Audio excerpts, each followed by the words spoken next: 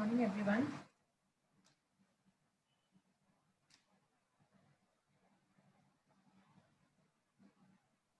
Good morning.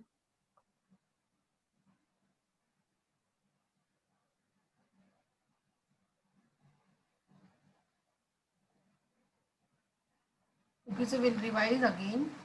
हम लोग starting से रिवाइज करते हैं क्योंकि हम लोग का यहाँ पे एक बेसिक कंसेप्ट क्लियर हो जाता है.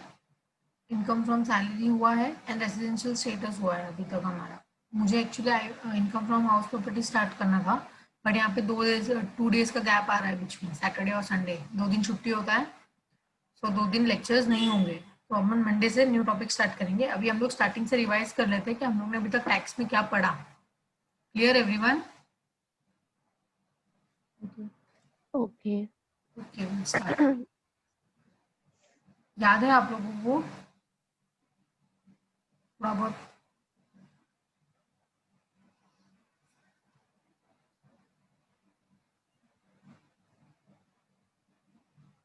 So you can see over here, यहाँ पे एक पर्सन खड़ा है अपना इनकम लेके, गवर्नमेंट का हाथ आ रहा है टैक्स के लिए.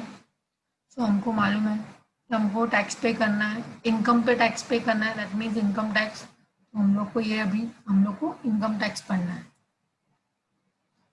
So normally what is tax? Revenue income for government. Yes, tax is the revenue income for the government. So here you can see that her income is going to tax bucket. So ultimately burden of tax payment and responsibility to pay tax वो लड़की के ऊपर आ रहा है, because वो direct case है. जो earn कर रहा है उसके ऊपर ही टैक्स जा रहा है, उसको ही टैक्स पे करना है, बर्डन उसके ऊपर ही आ रहा है. बट सेकेंड सिचुएशन पर अगर आप देखोगे तो जो पर्सन है वो अर्न कर रही है, लेकिन वो जो शॉप पे जाती है सामान खरीदती है, फिर उसके ऊपर टैक्स लग रहा है. दैट मीन्स अगर आप बोल सकते हो कि बर्डन जो आ रहा है वो पर्सन के ऊपर आ रहा है, लेकिन रिस्पॉन्सिबिलिटी ये सिचुएशन में किसकी होती है? सप्लायर की होती है. तो फर्स्ट वाला केस में था taxes paid and borne by same person who earn the income and taxes paid by the supplier but ultimately borne by the customer, which is the second case. So इसमें आपको ये समझना था कि यहाँ पे टैक्स में 2 टाइप है. कौन से? Direct and indirect. Yes, direct and indirect. So indirect case, direct tax में इनकम टैक्स आता है, जिसका इनकम ज़्यादा होगा आपको टैक्स ज़्यादा पे करना पड़ेगा. इनडायरेक्ट टैक्स में क्या होता है, यहाँ पे जीएसटी है, कस्टम ड्यूटी, स्टैम्प ड्यूटी है, यहाँ पे रेट्स वगैरह फिक्स है कि अगर आप इतना लोगे तो इतना फिक्स है. लेकिन डायरेक्ट टैक्स की बात करोगे तो यहाँ पे रेट फिक्स नहीं है, यहाँ पे फ्लक्चुएटिंग होते रहते हैं रेट्स, जो बजट में पास होगा उसके हिसाब से. बट हम लोग को यहाँ पे डायरेक्ट टैक्स पढ़ना है, दैट इज इनकम टैक्स. सो ये कंटेन्स है. यहाँ पे फर्स्ट आप देखोगे जैसे कि basic concept of income tax है, मैंने रेजिडेंशियल स्टेटस भी इसके अंदर ही कवर किया है, अगर आप देखोगे तो वो हमारा टॉपिक हो चुका है. फिर सेकेंड इनकम फ्रॉम सैलरी, ये भी हमारा हो चुका है. From Monday onwards will start from income from house property. So income tax act 1961 है जो इंट्रोड्यूस हुआ था, सितंबर 1961 में पास हुआ है. एंड वो जो रूल्स एंड रेगुलेशंस जो हुआ वो कब से हुआ? 1 अप्रैल 1962 से हुआ. You can say that the income tax is applicable to all over India you can say that. And income see, अगर ये आप बोलोगे कि 1961 एक्ट ऑलरेडी है, 1962 एक्ट हम लोग ने यहाँ पे रूल्स एंड रेगुलेशन से स्टार्ट किया कि रूल्स एंड रेगुलेशन ऐसा होगा. तो गवर्नमेंट ने फाइनेंस एक्ट क्यों लाया?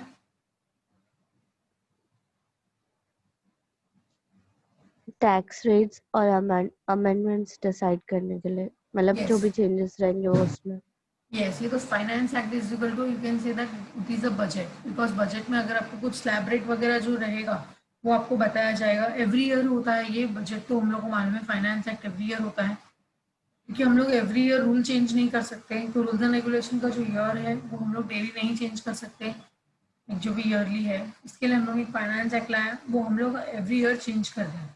अगर मुझे कुछ रेट चेंज करना है, कुछ अपडेशन करना है, कुछ एक्ट नया लाना है, या फिर कोई पहले का चेंजेस करना है, जैसे कि मॉडिफिकेशन कुछ हुआ, तो आप फाइनेंस एक्ट में कर सकते हो. जो बजट फेब में होता है वो है. So why it is necessary या फिर important to pay tax?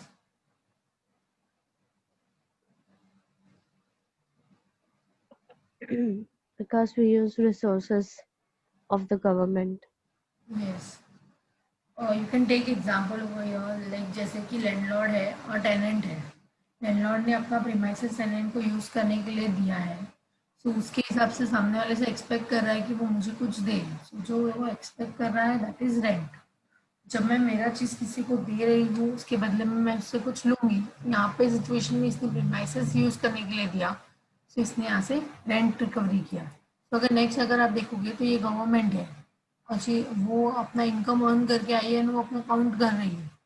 तो ये सिचुएशन में आप बोल सकते हो कि आपने गवर्नमेंट का रिसोर्सेस यूज किया है तो आपको टैक्स पे करना पड़ेगा. रिसोर्सेज लाइक यू कैन से education like schools, government schools जो होते हैं, गवर्नमेंट हॉस्पिटल्स जो होते हैं, ब्रिज है, रोड्स है, Police service. मिलिट्री हो गया, फिर पुलिस हो गया. तो ऐसे बहुत सारी सर्विसेज जस्ट एग्जांपल है यहाँ पे, सिक्स को मैंने जो एग्जांपल लिया है. ऐसी बहुत सारी सर्विसेज जहाँ पे हम लोग टैक्स पे करते हैं गवर्नमेंट को. तो गवर्नमेंट हमारा पैसा ही यहाँ पे यूज पे करती है जिससे हमको ही बेनिफिट होता है. ठीक है. So this is the next is the definition of persons. There are how many types of persons are there? Individual, company, artificial, judicial person, Hindu undivided family, local authority, body of individual, and association of person. That should be it.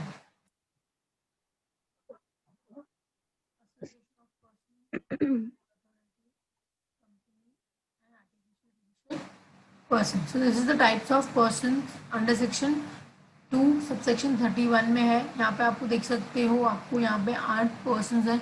Individual है, HUF है, partnership है, BOI that means body of individual, AOP association of person, local authority हो गया, company हो गया, artificial judicial person हो गया. सो यहाँ पे आप देख सकते हो ये सबका डिफरेंस है. Individual means normal human beings. HUF is like relation जो क्रिएट होता है ऑटोमेटिक हिंदी लॉ के हिसाब से. पार्टनरशिप में अगर यहाँ पे अगर दो या दो लोग एक साथ काम कर रहे हैं तो यहाँ पे एग्रीमेंट साइन होगा, पार्टनरशिप डीड होता है यहाँ पे. अगर जैसे कि अगर मैंने 1 लाख रुपए इन्वेस्ट किया तो मुझे कितना शेयर मिलेगा, तो ये सब पहले डिसाइड होता है, बाद में डिसाइड नहीं होता है. As compare to body of individual, वहाँ पे एक साथ लोग काम तो करते हैं बट वहाँ पे फिक्स रेट नहीं होता है, प्रॉफिट कितना मिलेगा आपको, एग्रीमेंट वगैरह साइन नहीं होता है. जैसे पार्टनरशिप में एग्रीमेंट होता है, BOI में एग्रीमेंट नहीं होता है. तो दिस इज द कंपनी. जैसे आपकी कंपनी कोई अगर 1956 एक्ट में अगर रजिस्टर रहेगी तो आपकी कंपनी कंपनी है. अगर 1956 में नहीं है, अगर 2013 के एक्ट में आपने रजिस्टर कराया है खुद को, तो भी आप कंपनी बोल सकते हो उसको. उसके बाद है लोकल अथॉरिटी. मैंने आपको बताया था कि गवर्नमेंट ने हर एक स्टेट में या फिर हर एक जगह पे छोटा छोटा लाइक लोकल अथॉरिटी दिया हुआ है लोगों को, लाइक डिपार्टमेंट बनाया है उसका भी.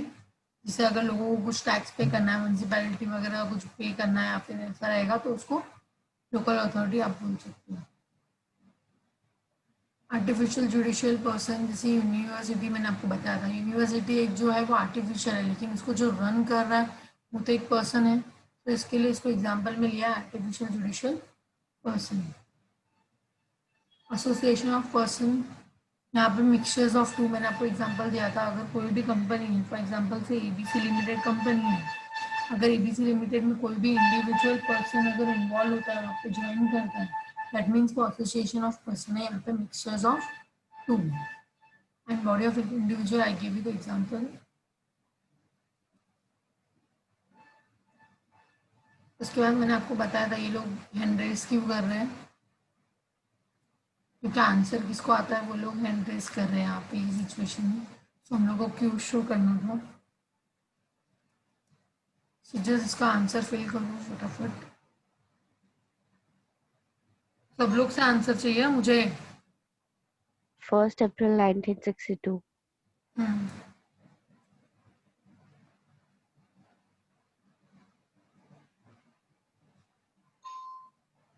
पर्सन के अंदर इंक्लूड्स कौन कौन है? individual, HUF, a Hindu undivided family, partnership, local company, authority, company, local authority, body of body of individual, individual, association of individual, artificial artificial judicial judicial person. partnership,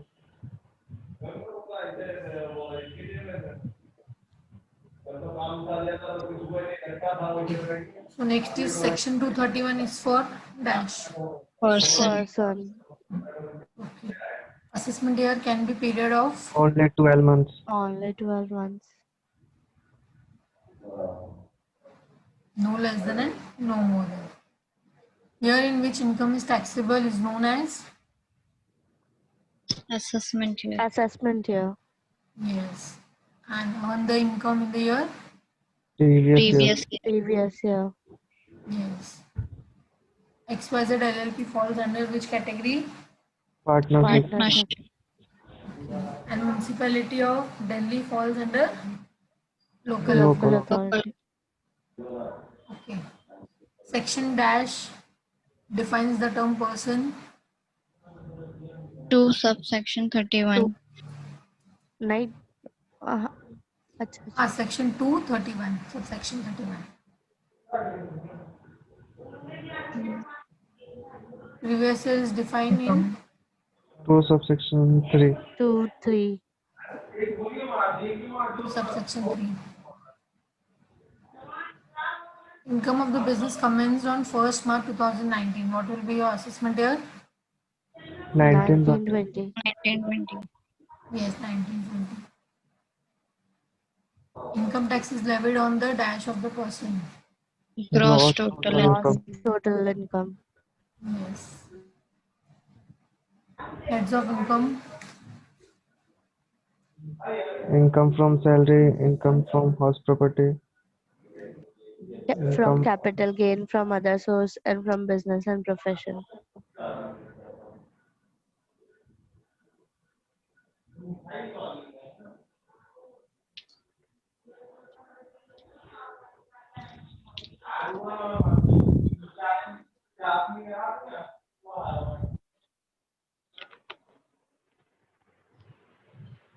Revenue income.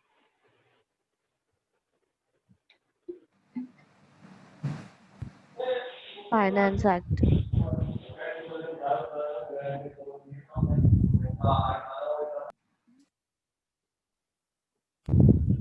any private limited,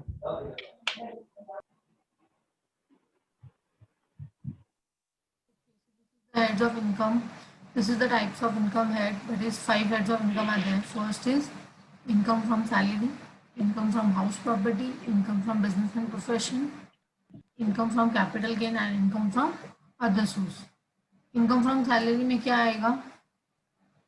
जो भी कोई employer employ है वहाँ पे अगर उसने किसी को सैलरी दिया, सैलरी मीन्स वेजेस भी इंक्लूडेड है इसमें, पेंशन भी आएगा, ग्रेचुटी आएगा, अगर कोई एम्प्लॉय को फीस मिल रहा है, कमीशन मिल रहा है, वो सब ये वाले हेड में टैक्सेबल होगा. क्या यहाँ पे मैंने प्रॉफिट बताया, जैसे कि बिजनेस में अगर प्रॉफिट हुआ आपको तो टैक्स पे करना है. बिजनेस है तो मैं लॉस की बात नहीं कर रही, मैं सिर्फ प्रॉफिट की बात कर रही हूँ. इसके लिए यहाँ पे सिर्फ प्रॉफिट का इमेज डाला है कि बिजनेस में प्रॉफिट हुआ तो, जैसे कि अगर पार्टनरशिप है तो कोई फर्म है, वो फर्म मतलब बिजनेस ही हुआ, सो उसका इनकम यहाँ पे आएगा. Next is house property. अगर आपने खुद का घर भाड़े पे दिया है तो रेंटल इनकम यहाँ पे आता है. फिर कैपिटल गेन, अगर आपने घर बेच दिया तो आपको यहाँ पे आएगा. फिर इनकम फ्रॉम अदर सोर्स, जो ये चारों हेड में नहीं आता, ये रेसिडुअल हेड है, जो उसमें नहीं आता वो सब इसमें आएगा, जैसे कि डिविडेंड हुआ, इंटरेस्ट हुआ, गिफ्ट हुआ, लॉटरी हुआ. ठीक है.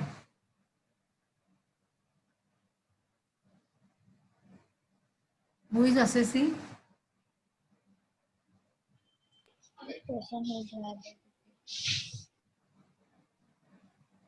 Person who is liable to pay tax.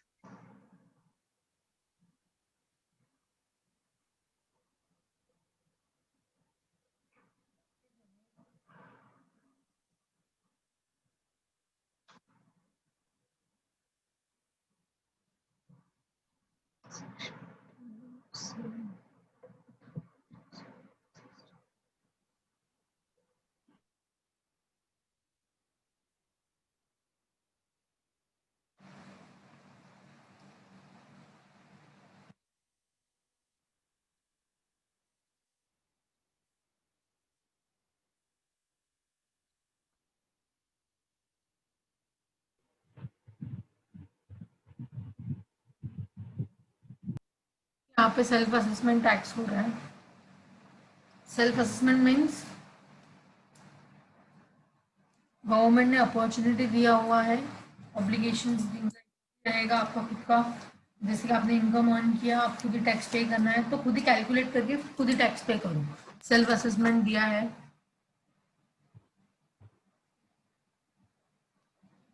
Okay. So next is previous year and assessment year. What do you mean by previous year? The year in which income is earned. Yes. And what do you mean by assessment year? In which it is taxed. It is assessed to tax. Yes. In the year you earn the income, it's called previous year, and in the year you pay the tax, it is called assessment year. So assessment year 12 महीने का होगा, मैंने आपको बताया था. But previous year can be less than 12 months or can be 12 months or less than 12 months. It's depend. It's you can say that it is a exception case जहाँ पे business अगर आपने late चालू किया होगा, like for example, say the business is started between the year, then the previous year may be a less than of 12 months. Next is advance tax. So advance tax is when you paid tax in advance, like you're paying your income, you're earning the income in previous year and you're paying your tax in assessment year normally. But if you earn in income in previous year only and you pay the tax in previous year, it's called advance tax.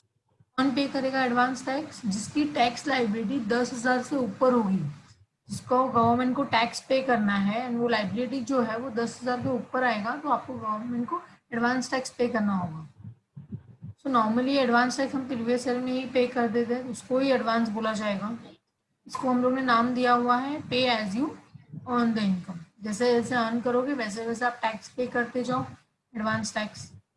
सो यहाँ पे example है advance tax का. जैसे कि income earn हुआ है 2018-19 में, तो tax should be paid in the year 18-19 only. And income earn जो हुआ है वो 19-20 में हुआ है, सो आपको टैक्स भी सेम ईयर में पेड करना होगा, that is 19-20 only. And income earn in 2020 and 21, tax paid in 2020 and 21 only. इसको पे एज यू अर्न भी बोलते हैं. सो कितने लोग टैक्स पे करते हैं जेन्युइनली? गवर्नमेंट के पास कितने लोगों का टैक्स पैसा जाता है? 1%. Yes, only 1% of Indian population are paying tax to the government. Actually पैसा जाता है, बाकी लोग तो रिटर्न फाइल कर रहे हैं, नील बताते हैं, मतलब बोलते हैं कि हम लोग पैसा कमा रहे हैं लेकिन आपके टैक्स स्लैब में नहीं आ रहा है. क्लियर हुआ ये? फिर एडवांस टैक्स कितने लोग पे करते होंगे? 90% of that 1%. यस, 1% का 90% लोग एडवांस टैक्स पे करते हैं, बाकी के 10% लोग नॉर्मल कैश पे करते हैं. तो हम लोग ने यहाँ पे क्या पढ़ा? अभी हम लोग ने देखा कि इनकम टैक्स एक्ट 1961 क्यों वाला आया. टैक्स गवर्नमेंट को रेवेन्यू चाहिए, इसके लिए लाया गवर्नमेंट ने. फिर 1962 में रूल्स एंड रेगुलेशंस लाए.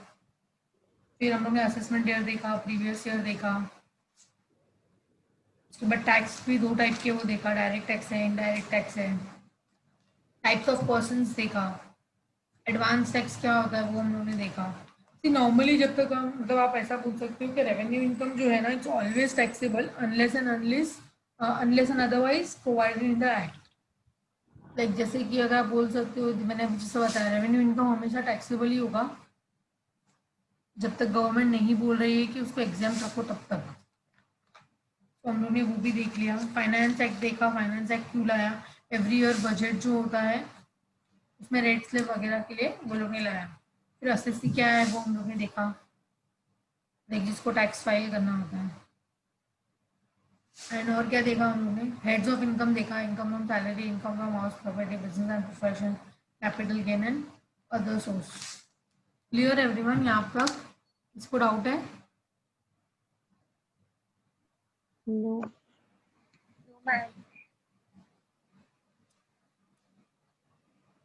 So next topic is residential status. तो यहाँ पे मैंने आपको बताया था जो लाइक जो भी पर्सन है उसका टैक्स लायबिलिटी जो डिसाइड करना है वो किस पे डिसाइड करोगे आप? ये देखो इतने सारे पर्सन्स हैं, तो यहाँ पे देखो tax liability is decided on the basis of residential status, not on the basis of citizenship. Residential status determine every year. यहाँ पे आपको जो टैक्स लायबिलिटी पे करना है वो हम लोग रेसिडेंशियल स्टेटस कैलकुलेट करने के बाद ही बताएंगे कि उसको टैक्स पे करना है या नहीं करना है। आप सिटीजनशिप देख के अंदाजा नहीं लगा सकते हो, एवरी ईयर चेक करना पड़ेगा। आप ऐसा नहीं बोल सकते हो कि लास्ट ईयर मैंने चेक किया था ये इंडिया का रेसिडेंट है। Every year you have to check. Residential status जो है डिपेंड हो, सी टैक्स लायबिलिटी जो डिपेंड है वो रेसिडेंशियल स्टेटस पे डिपेंड करता है, लेकिन रेसिडेंशियल स्टेटस भी पीरियड ऑफ स्टे है, आपने कितना टाइम इंडिया में स्टे किया है उसके ऊपर डिपेंड करते हैं। क्लियर हुआ ये पॉइंट? फिर इंडियन सिटीजन नॉट नेसेसरी कि वो रेसिडेंट ही होगा, and foreign citizen not necessary कि वो एनआरआई ही होगा। क्लियर हुआ ये सबको? Yes, ma'am. ओके, सो यहाँ पे हम लोग ने देखा था कि रेसिडेंशियल स्टेटस जो है इसमें भी अगर आप लोग चेक करना चाहते हैं तो आंसर आपको आएगा रेसिडेंट या फिर एनआरआई। अगर आपने चेक किया तो कंडीशन है वो चेक करना पड़ेगा। अगर एक बार आपको आंसर आता है एनआरआई, मतलब आपको आगे चेक करने की जरूरत नहीं है, वो पर्सन इज आउटसाइड इंडिया, वो पर्सन वहाँ पे परमानेंट बाहर का ही है ऐसे समझने का, और टैक्स नहीं लगेगा। लेकिन एक बार आपको पता चला कि वो रेसिडेंट है, सो लाइक आगे आपको चेक करना पड़ेगा कि वो ऑर्डिनरी रेसिडेंट है या नॉट ऑर्डिनरी रेसिडेंट है। ऑर्डिनरी मतलब परमानेंट, वो कभी बाहर गया ही नहीं, वो इधर का ही है। नॉट ऑर्डिनरी मतलब लाइक वो यहाँ पे भी रहता है and बाहर भी रहता है, थोड़ा टाइम यहाँ पे थोड़ा टाइम बाहर, like something like that. Okay, फिर यहाँ पे कंडीशन है, यहाँ पे ये जो कंडीशन जो दिया है वो इसके लिए है, फर्स्ट के लिए, रेसिडेंशियल स्टेटस का जो फर्स्ट है। अगर आपको जानना है कि वो रेसिडेंट है या एनआरआई है, नॉन रेसिडेंट है, उसके लिए ये कंडीशन है अंडर सेक्शन 6। सो कंडीशन क्या बोल रहा है? कंडीशन 1 मेरा ये बोल रहा है कि he should be stay in India for 182 days और मोर इन प्रीवियस ईयर। उसको 182 डेज रहना है या उससे ज़्यादा रहना है, अगर आपको फर्स्ट कंडीशन फुलफिल करना है तो। सेकेंड कंडीशन क्या बोल रहा है? 60 डेज तो होना ही चाहिए। अगर 182 डेज फुलफिल नहीं हो रहा है तो 60 तो होना ही चाहिए। जैसे कि फॉर एग्जांपल से ले लेते हैं कि जैसे कि एक पर्सन है वो 160 डेज इंडिया में रुका, प्रीवियस ईयर में 160 डेज रुका, मतलब 182 तो फुलफिल नहीं किया उसने, लेकिन 60 तो कर रहा है ना, क्योंकि 160 डेज रुक रहा है मतलब 60 क्रॉस किया उसने। सो 182 को जाने दो, 60 को देखो, क्योंकि 60 अगर दोनों में से कोई भी एक फुलफिल करोगे तो 365 तो फुलफिल करना ही है आपको। अगर 160 किया आपने मतलब 60 फुलफिल कर रहे हो। सो नेक्स्ट देखो, आप पिछले 4 साल में, प्रीवियस ईयर छोड़ के पिछले 4 साल, बिकॉज यहाँ पे पीपीवाई लिखा है मतलब प्रीसीडिंग प्रीवियस ईयर, ये पिछले 4 साल की बात चल रही है यहाँ पे, कि उसमें 4 साल में 365 डेज होना चाहिए। क्लियर हुआ ये? फिर मैंने आपको बताया था कि अगर आपको इंडिया में टैक्स नहीं पे करना है तो आप 59 डेज पे भी जा सकते हो। 59 डेज चले जाओगे तो 182 फुलफिल नहीं होगा, 60 भी नहीं होगा, तो ये दोनों ही नहीं हो रहा है, सो एनआरआई डिक्लेयर करना पड़ेगा। समझ में आया? क्योंकि दोनों में से दोनों फुलफिल होना जरूरी है। तो यहाँ पे वही बोला है, any individual to become a resident in India has to fulfil both two basic conditions given under section 6। So this is the two basic conditions. उसके बाद अगर आपको आंसर आता है कि वो रेसिडेंट है, एनआरआई नहीं, वो रेसिडेंट है, तो उसके आगे आपको फर्दर कंडीशन चेक करना पड़ेगा, रेसिडेंट है या ऑर्डिनरी रेसिडेंट है। तो उसके लिए ये कंडीशन है, एडिशनल कंडीशन है। उसको यहाँ पे 2 कंडीशन बोला है कि पिछले 10 साल में से 2 बार वो रेसिडेंट होना चाहिए इंडिया का, और पिछले 7 साल में से 730 डेज होना चाहिए इंडिया का। क्लियर हो गया? सबको क्लियर हो रहा है? Yes, ma'am. Yes, ma'am. Yes, ma'am. Yes, ma'am.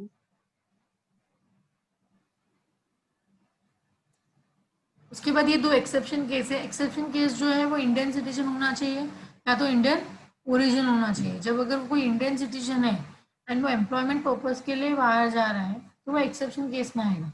जब अगर कोई भी पर्सन ये 2 एक्सेप्शन केस में आ रहा है, दैट मीन्स आपको सिर्फ फर्स्ट कंडीशन चेक करनी है। कौन सी वाली? First condition that is 182 days वाला.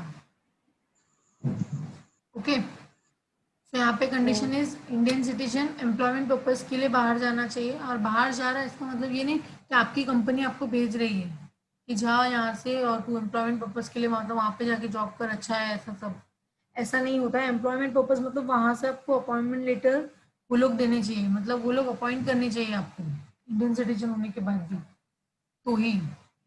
एंड सेकेंड क्या बोला, Indian origin, you can called as like a person is called person of origin अगर उसके पेरेंट्स या ग्रैंड पेरेंट्स जो बॉर्न हुए थे 15 अगस्त 1947 में अनडिवाइडेड था ना इंडिया, तभी बॉर्न हुए रहेंगे. और उसके बाद उनका जो भी लाइक डॉटर है या सन जो भी अगर इंडिया में विजिट कर रहा है, सो वो इंडियन ओरिजिन हो जाएगा.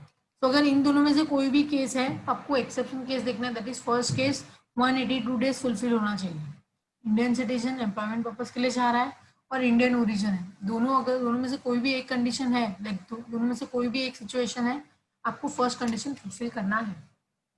क्लियर हुआ? उसके बाद हम लोगों ने एग्जाम्पल देखा था, जैसे कि यहाँ पे ब्रिटिश नेशनल है, came to India for the first time. यहाँ पे आप देख सकते हो ये फर्स्ट टाइम इंडिया में आया है, बाहर का बंदा है, फर्स्ट टाइम इंडिया में आ रहा है. इसका मतलब आप समझ सकते हो कि हम लोग को सिर्फ करंट ईयर का मालूम पड़ेगा, इसके पहले का देखते हैं क्या है. ड्यूरिंग द फाइनेंशियली हम लोग को पूरा डेटा दिया हुआ है कि 15-16 में, 16-17 में, 17-18 में और 18-19-19 5 साल का आपको डेटा दिया हुआ है. तो आप देख सकते हो इसमें हम लोग का पहले हम लोग को हमारे ईयर का देखना है, प्रीवियस ईयर का हम लोग चेक करेंगे. अगर प्रीवियस ईयर का कंडीशन फुलफिल हो रहा है दैट इज 182 डेज, नहीं तो 60 डेज और 365 डेज, इसमें से कोई भी फुलफिल हो रहा है, सो हम लोग को आगे का चेक करना है, पिछले 4 साल का. पर हम लोग को पहले ही कंडीशन चेक करना है फिलहाल के लिए. तो आप यहाँ पे देख सकते हो कि हमारे प्रीवियस ईयर में 70 डेज रुका है, वो लास्ट वन 1920 हमारा प्रीवियस ईयर है. तो हमारे प्रीवियस ईयर में वो 70 डेज रुका है. दैट मीन्स 182 डेज नहीं रुका है. अगर 182 डेज नहीं रुका है, 70 डेज रुका है, दैट मीन्स 60 डेज तो क्रॉस किया उसने, तो मतलब वो वाली कंडीशन फुलफिल हो जाएगी. फिर हमको अभी पिछले 4 साल का डेटा देखना पड़ेगा जो आपको दिया हुआ है यहाँ पे. 55 डेज, 60 डेज, 80 डेज और 160 डेज, आपको इस सब का टोटल करना है. अगर 365 डेज आ रहा है दैट मीन्स वो ऑर्डिनरी रेसिडेंट हो जाएगा, सॉरी रेसिडेंट हो जाएगा, नहीं तो वो एनआरआई हो जाएगा. बट ये फुलफिल नहीं कर रहा है, तो इसका आंसर इज लाइक ये एनआरआई है. 365 बोला था, 355 ही हो रहा है. क्लियर हुआ ये पॉइंट? तो आंसर इज एनआरआई. आपको सबका टोटल लेना था 15, 16, 16, 17, 17, 18, 18, 19 सबका टोटल लोगे तो 355 डेज आ रहा है इंडिया में. वो जो एनडी है वो 355 डेज ही रुका है इंडिया में. So answer is NRI. Clear हुआ ये? नेक्स्ट यहाँ पे मिस्टर ए का एग्जांपल हम लोग ने देखा था. फिर कैसे कैलकुलेट करते हो, आपको इस तरह से कैलकुलेट करना है, किस दिन गया किस दिन आया. अभी यहाँ पे देखोगे तो ये इंडियन सिटीजन है और इसको अपॉइंट भी किया है टैक्सेशन ऑफिसर की तरह, मतलब एम्प्लॉयमेंट पर्पज के लिए इसको अपॉइंट किया है.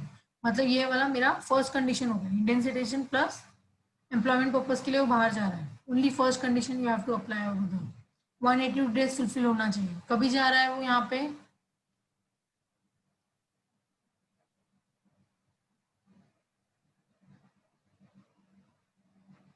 तो यहाँ पे आप देख सकते हो यहाँ पे पूरा कैलकुलेट किया हुआ है.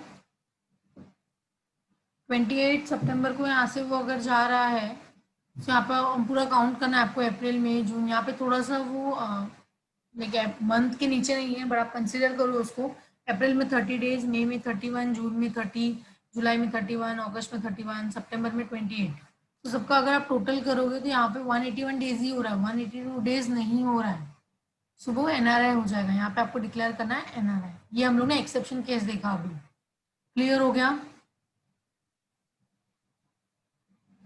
एवरीवन? Yes, sir. ओके.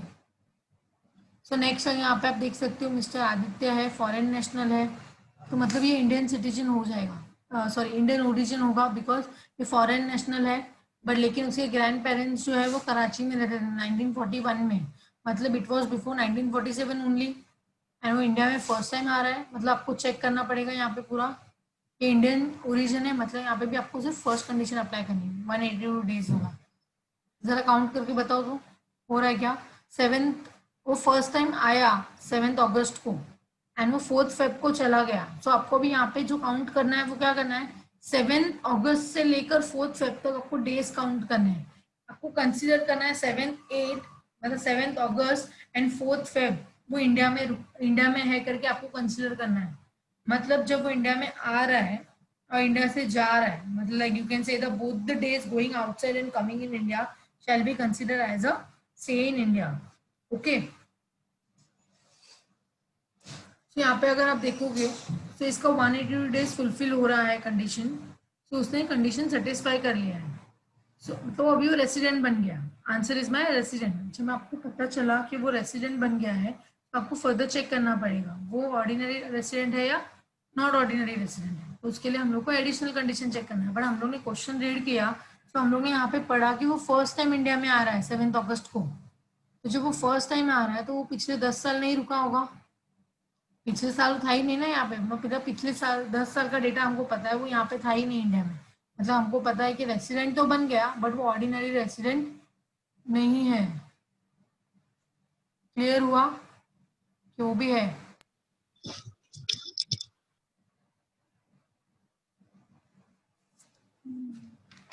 यहाँ पे नॉट नहीं लिखा है मैंने, रेसिडेंट एंड ऑर्डिनरी लिखा है, उसको चेंज करना पड़ेगा। Resident and not ordinary resident, क्योंकि वो फर्स्ट टाइम आ रहा है इंडिया में तो फुलफिल नहीं कर पा रहा है। सो रेसिडेंट तो है बट वो ऑर्डिनरी रेसिडेंट नहीं है।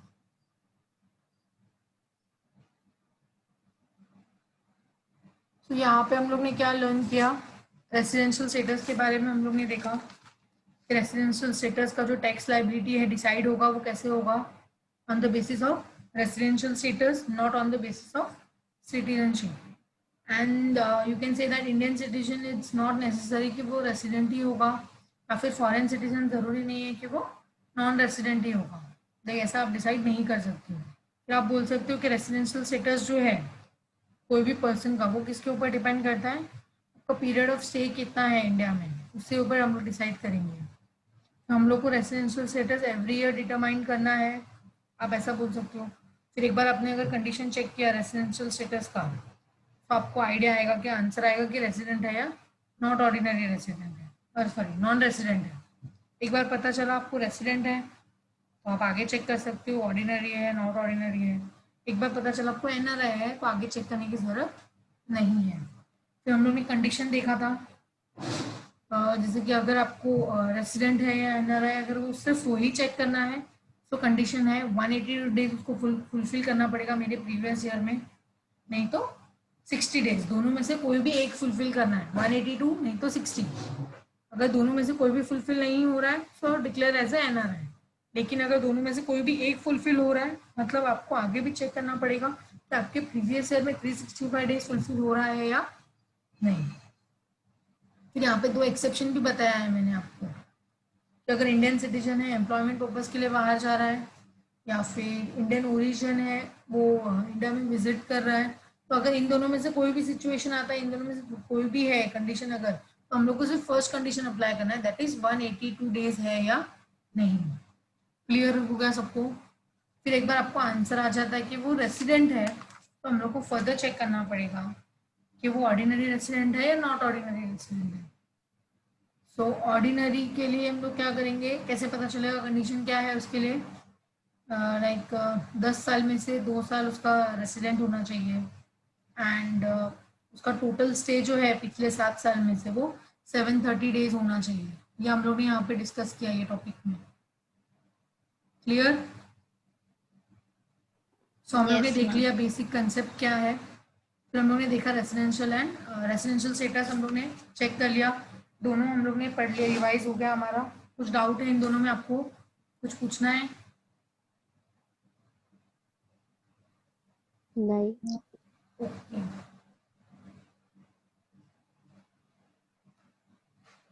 ठीक है। सो यहाँ पे हम लोग स्टॉप करते हैं अभी क्योंकि 40 मिनट्स हो गए। ओके।